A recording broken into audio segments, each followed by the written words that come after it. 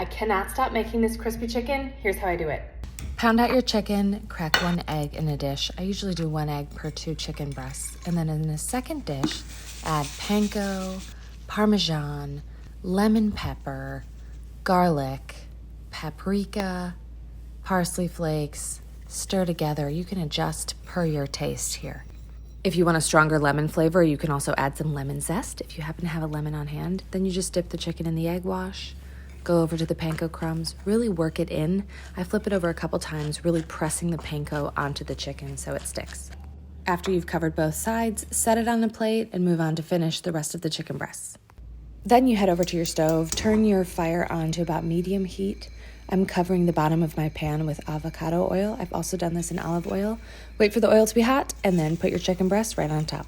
The size of your chicken, how thick or thin it is, will determine how long you have to do this process. I pound mine out to be pretty thin, so generally it takes me about 4 minutes per side, and I just use tongs to flip it over and make sure it gets a nice, good, dark brown crisp. When they're finished, put them on a plate covered with a paper towel to soak up a little bit of that excess oil. After they've rested for a few minutes, they're ready to enjoy. I love these on top of Caesar salad. That would also just be great on its own with a side of green beans. There are so many options. I like a lot of lemon, so go heavy with that lemon pepper if you do as well, and please enjoy.